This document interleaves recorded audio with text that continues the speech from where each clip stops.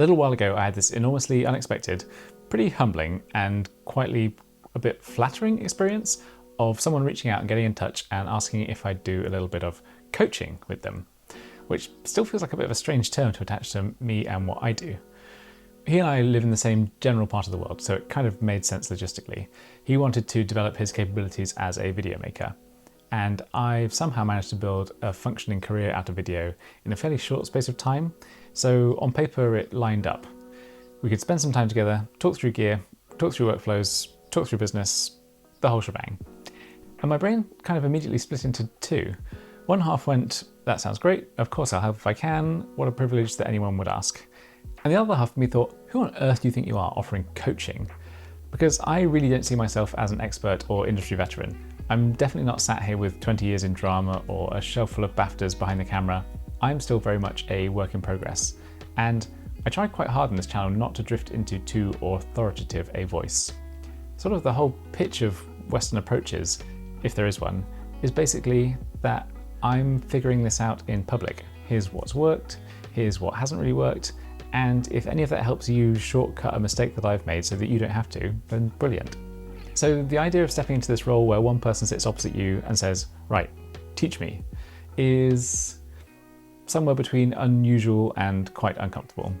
At the same time, the reality is my work in progress is going pretty well. I have a growing body of commercial work, I have a growing cohort of clients, I do manage to make a pretty convincing living from this, so I can't entirely hide behind the, oh no, I know nothing line. There's something there that potentially could be really useful to someone at an earlier stage in their career than I am. So that's sort of where my head was at before we met. The other thing I was thinking about, even before the session, was scalability. One-to-one in-person help is brilliant for the person who gets it, hopefully. But it's also inherently limited as a product. There are only so many days in the year, only so many people geographically close enough to make it something feasible. And I don't particularly want to stack my diary with 5 days a week of Jack's coaching clinic. Not that that would ever be possible, but it's not really something I aspire to. Realistically, my first love is still making films, or at least video. Being out on boats and in barns and in damp cottages, out on the coast, shooting real jobs for real clients. That's the thing I want to be too busy doing. So as soon as you mention this to anyone who pays any attention to the creator economy, the stock answer is, you need a digital product. You should make a course, you should be selling lots. That's become almost a script in itself. Every conversation about being a creator eventually lands on, what's your scalable thing? What have you made once that you can sell 100 times? And I totally understand the logic. A digital product or course is the sort of scaled out, recorded version of that one-to-one day.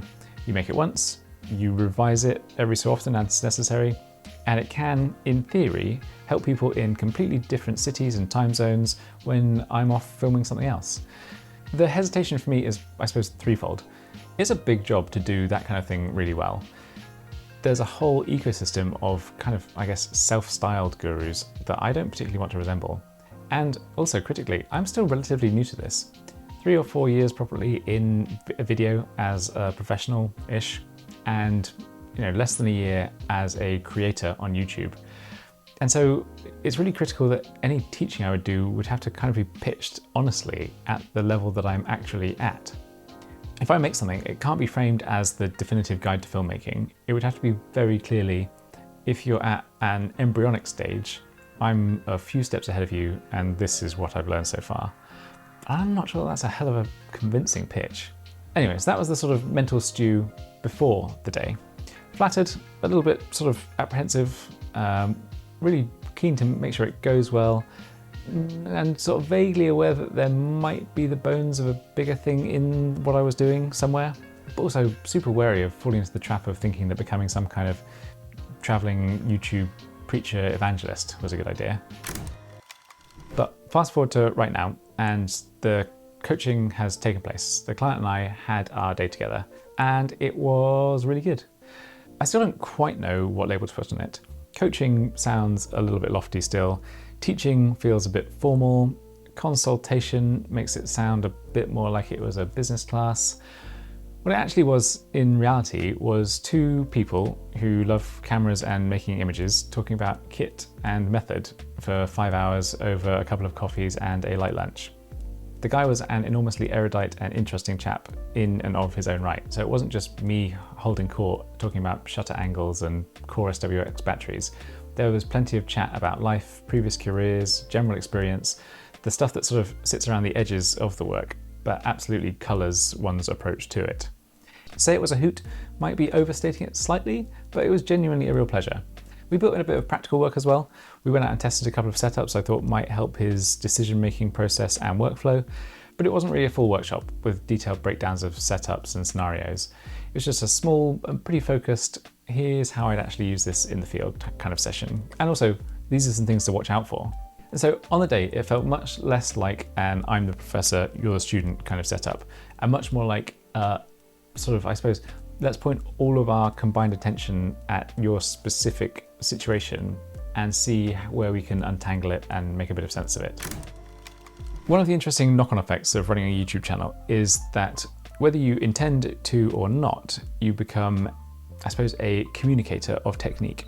You spend hours trying to take half-formed instincts about composition or workflow or business or kit and turn that experience into sentences that make enough sense to be worth committing to camera and uploading. That muscle turns out to be surprisingly useful when you're sat across from one person who says, right, here are my problems, can you help me think through them? What I did notice is that in person, my natural style leans even more towards tangents and anecdotes and little side roads. And that's totally fine on YouTube, where you have the opportunity to edit yourself. In front of a human being who's paid quite handsomely to be there, you probably have a bit more responsibility to stay vaguely on track. So I did something that felt a little alien at first.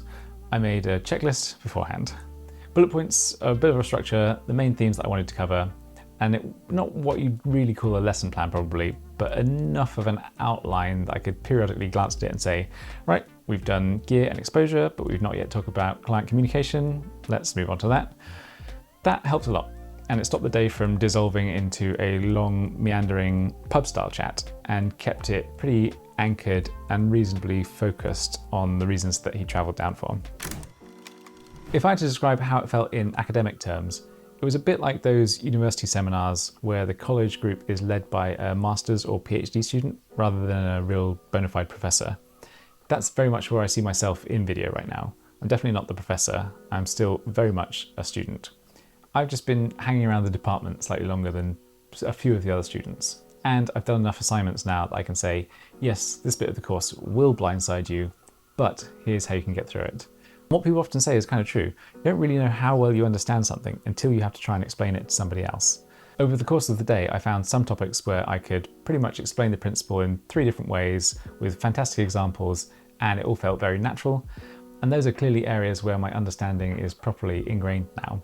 And others where in my own work I know exactly what to do, but when I try to actually articulate the sort of why of it, I suppose, I just slow down and be a bit more deliberate and careful with how I assemble the logic.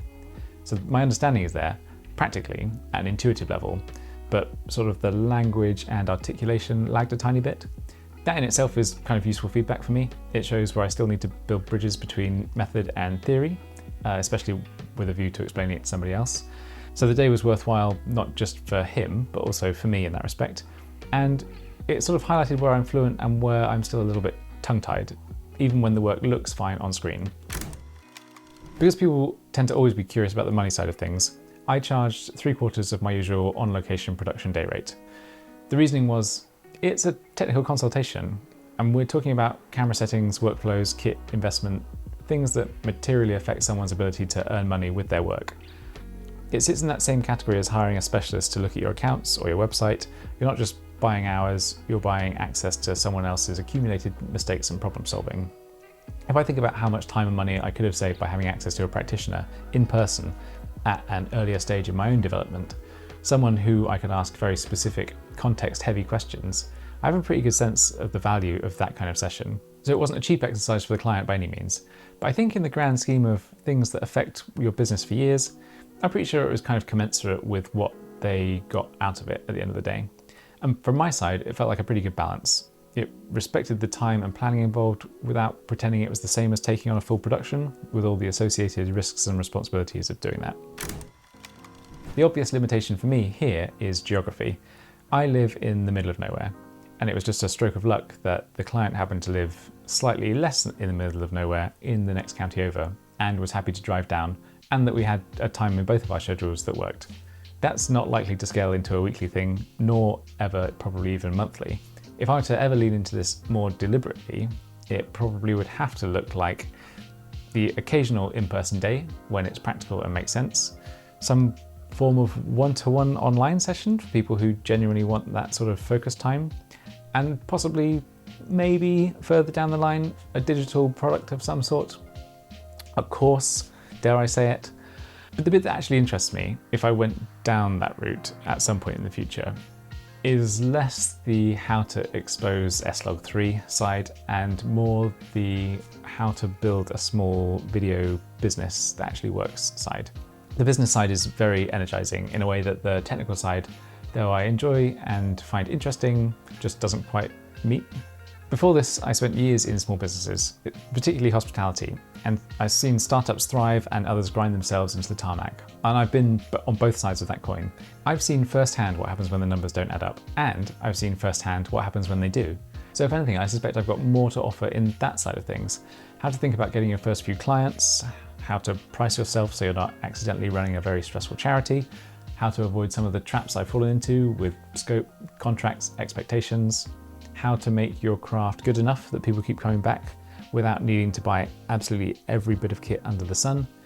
But again, I am very wary then of drifting into this sort of pretty distasteful creative guru role. I'm painfully aware of how much I still don't know.